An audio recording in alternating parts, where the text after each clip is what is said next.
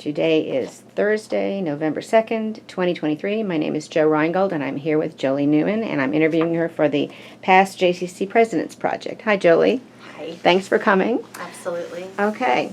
So, what was your official title during the tenure? Was it president, or did they switch to something else? It was board chair.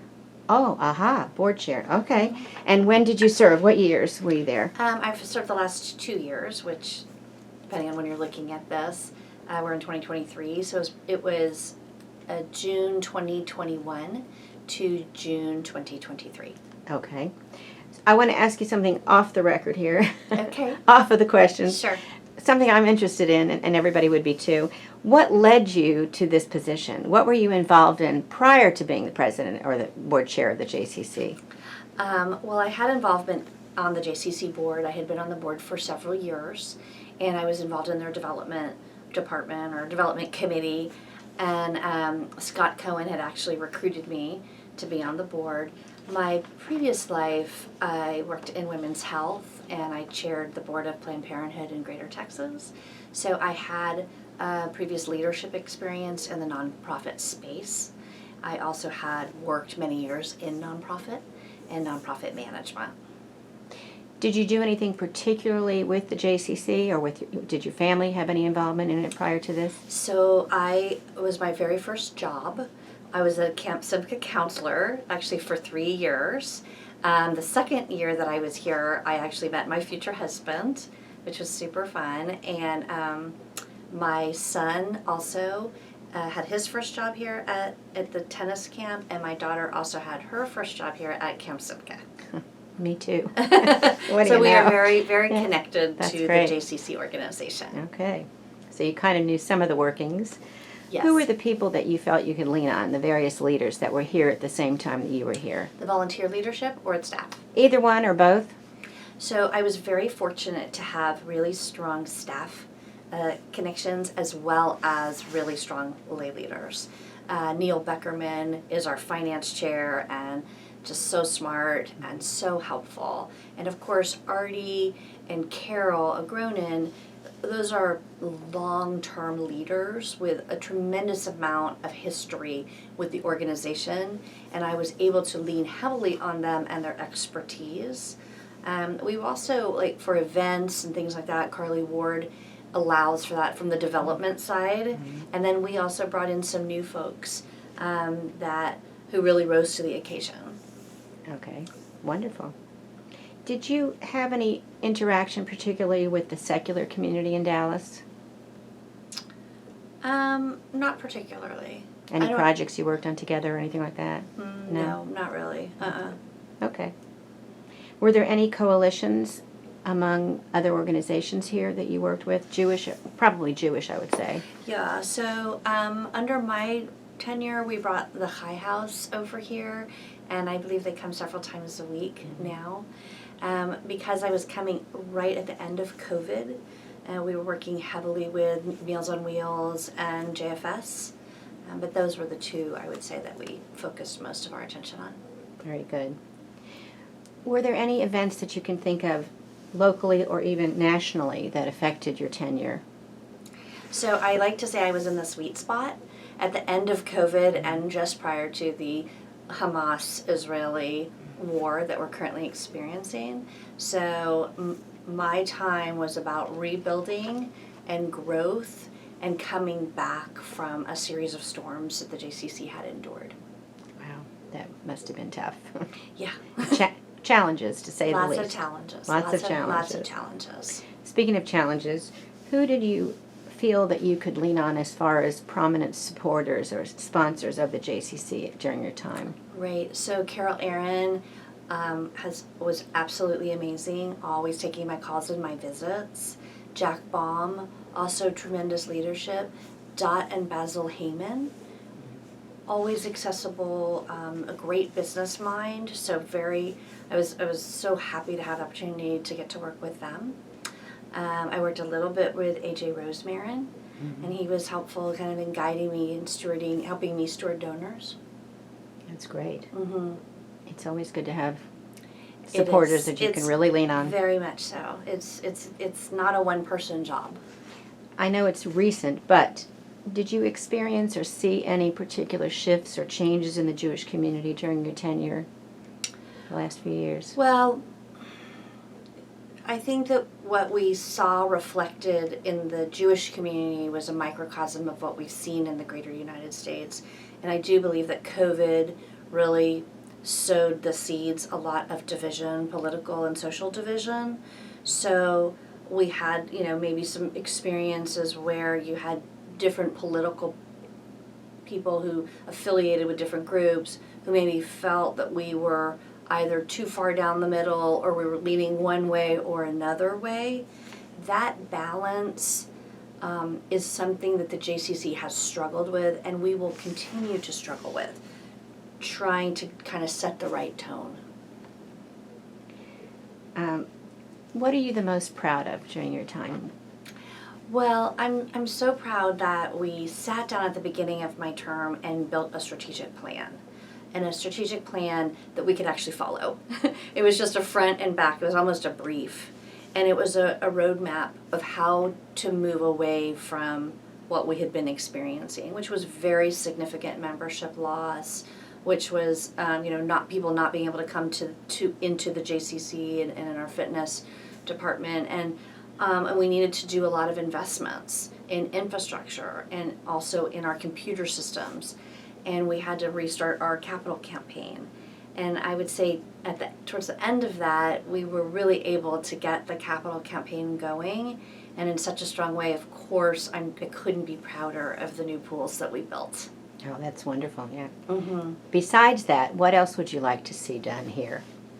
We have a lot of opportunities from a building perspective. We have a opportunity in the Zale Auditorium to really reinvigorate that space and be a space where people come for any kind of event if they don't want to have it at a synagogue. I think we have a huge opportunity there. I think our tennis area, we have opportunities over there as well. We could do an indoor courts.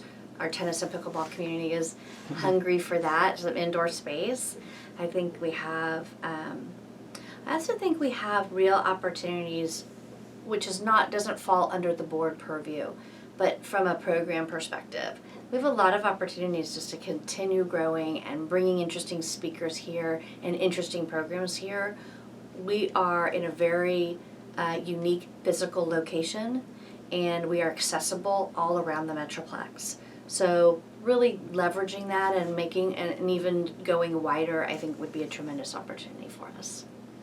So you, basically, the capital campaign this most recent one came under you.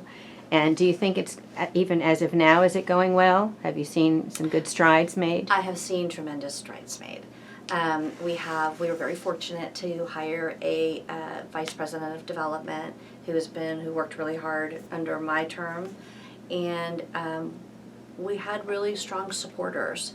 What we did with the pool is we had a very short period of time to turn it around. We had to raise some money and build it at the same time. And we wanted to show the community that we could do it and we could deliver it, and it would be something that the community wanted to rally around once they saw it. The caliber was what people wanted. So I think now that people have seen that, there's a lot of people in the community who are energized to have the opportunity to build some really interesting and great stuff. That's wonderful. I know it's been brought up, I'm going to throw this out here to you. It's been brought up through the years to go ahead and try again, maybe to have something in the northern part of the Metroplex. Would you be for or against that, and why? So I'm always for bringing Jewish services from the Jewish Community Center out to the northern community. There's huge expansion opportunities, also towards Lakewood. There's lots of opportunities for us to bring what we have. Mm-hmm. And we've looked at lots of different ways to do that, both effectively from a PR perspective and from a financial perspective. I am all for a pop-up program, which we could do and find the right spot until we really could figure out what we needed. And I think that's something that Tara and our preschool program have really worked on doing and going out that way, and they've found a lot of success on that. I also think we could partner with other agencies out north because they already understand their constituents, and how could we partner and leverage what we have. And then, of course, encourage people to come back to the mothership. The mother load. The mother load. That's right. So who is your successor, and what advice would you give to that person? My successor is David Friedman. My advice to him is to listen, really. It's okay to say, I don't know. It's okay to lead a little bit from behind and bring people around you in a way that lifts the whole agency up. I would advise him, this is a very big job. It doesn't appear to be a big job, but it actually is. And you don't want to go it alone. It's just, you just can't. You have to just encourage people to join you. It's a community center. We want people to come and be part of it. We want to hear what they have to say. We want them to be happy and satisfied when they come here, as much as that's possible. Mm-hmm. And the other thing I think I told him was, do not take yourself too seriously. You gotta have some thick skin. Yeah. Some of the past presidents have mentioned that they obviously were on the shoulders of other people who came before them and got some great advice and wonderful friendships along the way.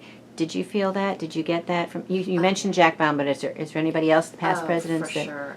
Angela Horowitz has been amazing. Scott Cohen, Jay Lieberman. I spoke to Angela regularly. I think I didn't mention her earlier, but I spoke to her regularly. I spoke to Jay Lieberman many, many times a week. And they were just so amazing and insightful. And they were closer, their tenures had not been that far removed from mine. And Monty Hurst, who I immediately succeeded, who unfortunately had the trifecta of a lot of events that he did that were not under his control. And his style and analysis I often depended upon as well. Very good. Before we end, I was going to ask if you had any other good juicy stories or anything you want to share. And besides that, is there anything you feel that your time was short and you didn't get to accomplish that you wish you could have? I don't think I have too many juicy stories. It really, it's a privilege to have the time to invest in an agency like the JCC. I definitely wasn't jumping at the opportunity when Angela presented it to me. I was like, whoa, okay. But, our time on earth is short, and our time in leadership is short. So we have to, I was grateful for it, and there's always things left to do, right? I mean, there's no way to do it all. I think there's just huge opportunity with this building, and that is something I would like us to really continue to invest in. I think if I had another year, I could probably build a few more buildings. Mm-hmm. Are you staying on in any capacity other than past chair, but is there anything else specifically that you're working on? Right. I am still working with the development, with our Vice President of Development, and I would say guiding the capital campaign.